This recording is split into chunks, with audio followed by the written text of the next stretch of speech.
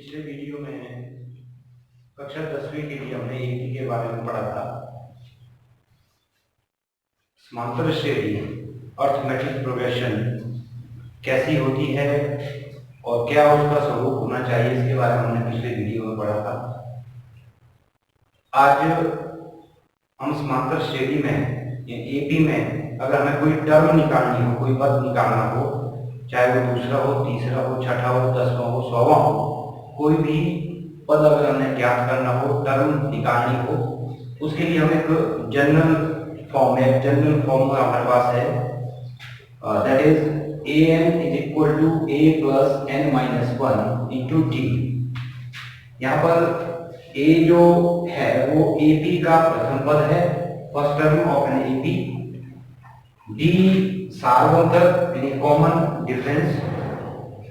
an nवां पद, nth term, इसको हम कई बार लास्ट टर्म भी कहते हैं। लास्ट टर्म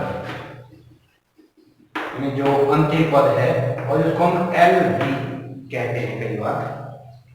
और n का मतलब पदों की संख्या, यानी उस एपी में कितने टर्म है। पिछली बार हमने पढ़ा था कि एपी में या तो कुछ एपी ऐसी होती हैं जिनका अंतिम पद हमें ज्ञात नहीं है, वो आगे बढ़ती जाती हैं, और कुछ एपी ऐसी होती हैं जिनका अंतिम पद हमें ज्ञात होता है, तो उनको हमने परिमित और अपरिमित नाम दिया था। तो उसमें जो लास्ट जो पद होगा उसको an, और जितने उसमें टर्म्स होंगी तो उसको हम देंगे नाम n। सपोज हमें किसी एपी का दूसरा पद निकालना है, तो हम इस फॉर्मूले में अगर भरें इस बारे में, अगर हमें मान लो दूसरा पद निकालना है, तो हम यहाँ पर n यानी n का मतलब पदों की संख्या, हमने सेकंड टर्म निकाली है, तो हम इसको लिख देंगे a2 बराबर है a प्लस n माइनस 1, क्योंकि हमने दूसरा पद निकालना है, नंबर ऑफ टर्म, सेकंड पदों की संख्या जो 2 है यहाँ हमारे पास, इसलिए हमने n की जगह 2 भरा, माइनस 1 और d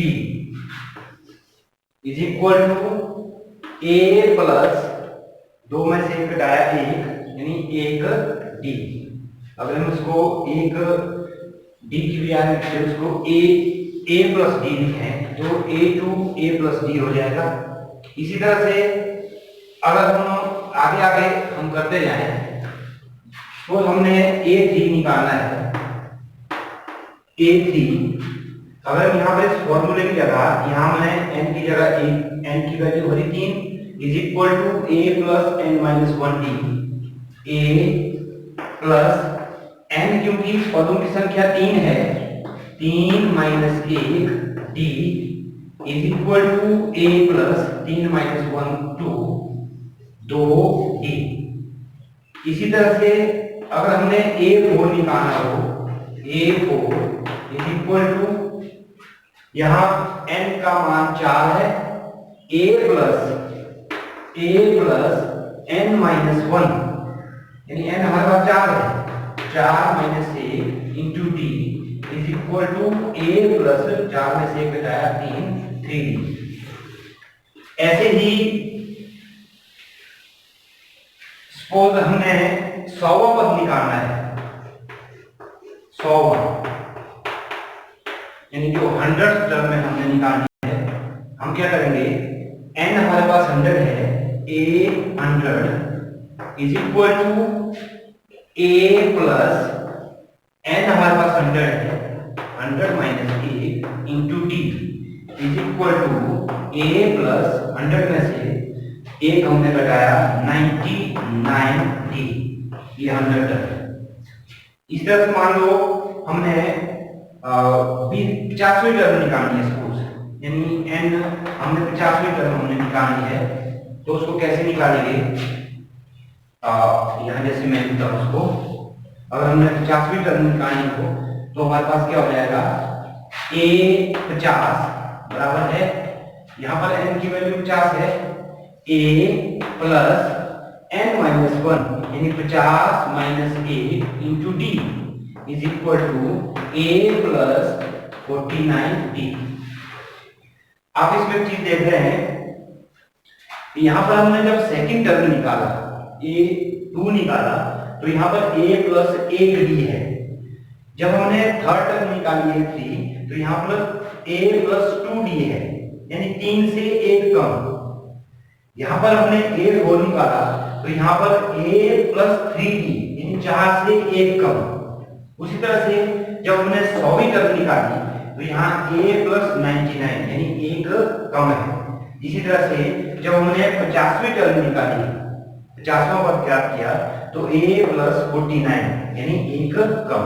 तो हम इस फॉर्मूले को ऐसे पूरा ना लिखते हुए अगर हमें किस टर्म पर क्या निकालना है, कौन सी टर्म पर कौन सी संख्या होगी, उसके लिए हमने d के साथ वाला जो मान है वो 1 कम करना है। अगर मान लो हमने a11 निकालना हो तो हो जाएगा a प्लस 10d।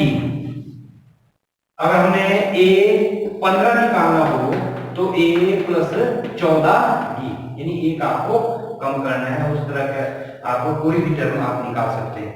अब हम एक उदाहरण लेंगे और उस उदाहरण के आधार पर हम nth टर्म या कोई भी टर्म हमें पूछी गई है वो निकालने की कोशिश करते हैं। आइए एक उदाहरण लेते हैं। एक उदाहरण लिया 2, 7, 12 का 10वां पद, ये एपी है। 5, 2, 7, 7, 12 और ये एपी का लास्ट टर्म हमें नहीं पता है, अंतिम पद नहीं पता है क्योंकि यहाँ 12 के बाद और भी है, यहाँ 3 डॉट लगे हैं, इसका मतलब ये इनफाइनाइट है। इसका हमने 10वां टर्म निकालना है कि 10वें नंबर पर कौन सी संख्या आएगी। यहाँ पर हमारे पास a है 2 यानी a का मतलब जो पहली टर्म है, प्रथम पद है, और d हमारे पास है 5। d हम कैसे निकालते हैं, a2 माइनस a1 7 माइनस 2 यानी हमारे पास d आ गया 5, a2 आया और d आया हमारे पास 5। अगर कोई एक ही अगर है तो हमें हर पद के बाद सारवंत्र निकालने की आवश्यकता नहीं है, क्योंकि अगर कोई समांतर श्रेणी एपी है तो उसमें सारवंत्र हर एक जैसा ही होगा। तो यहाँ आप देख रहे हैं 12 में से 7 घटाया तो भी 5 ही आएगा। तो हमने पहले दो जो टर्म दिए उनमें से सारवंत्र ज्ञात किया हमने 5, और उसके बाद हमारे पास इसमें 10वां पद यानी n बराबर है 10 दिया है। n कितना दिया है, 10 के बराबर। हम फॉर्मूला लगा देते हैं an is equal to a plus n minus 1 into D. ये हमने फॉर्मूला लगाया और इस फॉर्मूले में जो हम वैल्यू भरेंगे यानी an का मान है 10 बराबर है a की वैल्यू हमारे पास 2 प्लस ब्रैकेट लगाया n का मान हमारे पास 10 माइनस 1 और d की वैल्यू हमारे पास 5 यानी d है 5 के बराबर इज इक्वल टू 2 प्लस 10 में से घटाया 9 और 9 को 5 से हमने मल्टीप्लाई किया, इसको सीधे भी हम मल्टीप्लाई कर सकते हैं। यहां से अब यहाँ 10 में से घटाया 9, 9 बजे 45, एक स्टेप हमारा बच जाएगा। यानी हमारे पास जो 10वीं टर्म है वो आ जाएगी 47, यानी हमारे पास 10वीं टर्म 47 है।